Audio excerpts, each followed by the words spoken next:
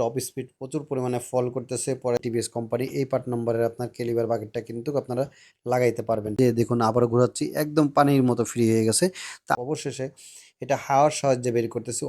আসসালামু আলাইকুম রহমতুল্লাহ। বাইকার্স ভাই ও বেরাদার, কেমন আছেন সকলে? আশা করি সকলেই ভালো আছেন। এই অ্যাপাচি আর বাইকটি স্পিড উঠতেছে না, টপ স্পিড প্রচুর পরিমাণে ফল করতেছে। পরে দেখলাম যেটা পুরো হতবাক, দেখুন চাক্কাটা ঘুরাইলেই পুরো চাক্কাটা লক হয়ে যাচ্ছে। এই বাইকের এই হচ্ছে সমস্যা। চাক্কাটার লকটা এখন আমরা ঠিক করব, কিভাবে ঠিক করব, কেমনে ঠিক করব, পুরোটা সম্পূর্ণটা দেখাবো আপনাদের। ধৈর্য সহকারে ব্লগটি দেখবেন, আশা করি অনেক কিছু জানতে এবং বুঝতে পারবো। এই কারণে কিন্তু আমাদের বাইকের ওভারহিটটা হবে।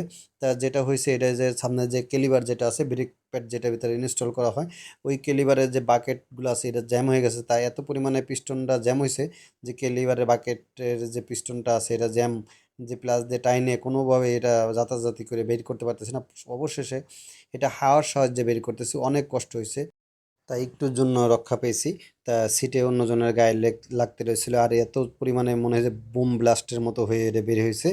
তা যদি হাড় সাজে না বের করতাম তাহলে কিন্তু যে আপনার গুতাগুতি করে আমাদের চেম্বারটা নষ্ট হয়ে যেত। তাই এটা হচ্ছে আপনার আপনার কেলিবার যে বাকেটটা ওইটা। তাই এটার পার্ট নাম্বারটা দেখতে পারতেছেন উপরে পুরো যে N9 যেটা, ওইটা হচ্ছে ওইটার পার্ট নাম্বারটা।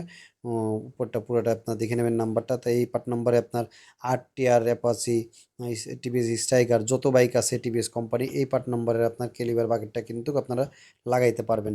সেক্ষেত্রে আপনার বাকেটটা লাগাইলে আপনার চেম্বারটা কিন্তু বেঁচে যাবে। নাহলে এটা চেম্বারের দাম প্রায় 3,500-4,000 টাকা নেয়। সেই জন্য 4,000 টাকার হাত থেকে আমরা মাত্র 400 টাকার মাধ্যমে কিন্তু আমরা রক্ষা পাবো। এই প্যাকেটটার ভিতরে যে রাবারগুলো পাবো, নিচের যে কেলিবারের যে রাবারগুলো আছে, সম্পূর্ণ কেলিবার রাবার সেটআপটা আমরা পেয়ে যাচ্ছি।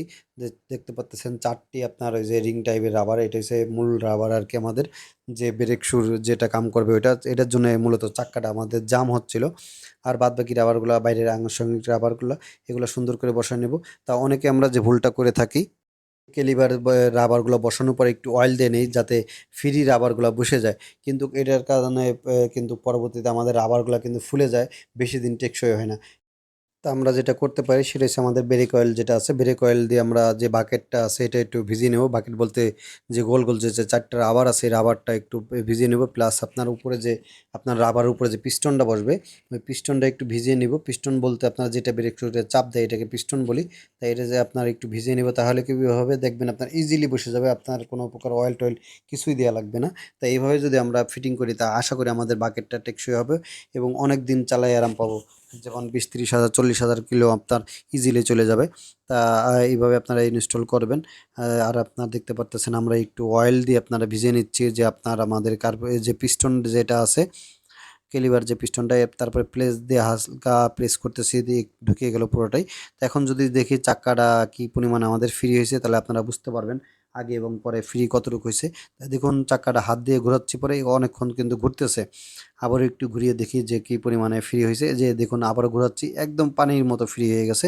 তা আশা করি আপনাদের ব্যাপারটা বুঝাইতে পারছি, আমাদের বাইকের চাক্কাটা কেন আপনার আপনার ঘুরতেছিল না এবং ওভারহিট হচ্ছিল। এই চাক্কা জ্যাম থাকার কারণে টপ স্পিডটাও ভালো পাচ্ছিলাম না, মাইলেজটা কিন্তু ফল করতেছিল। তো আশা করি ব্যাপারগুলো আপনাদের বুঝাইতে পারছি। তো ভালো থাকবেন, সুস্থ থাকবেন, দেখা হচ্ছে নেক্সট কোনো ব্লগে। আল্লাহ হাফেজ।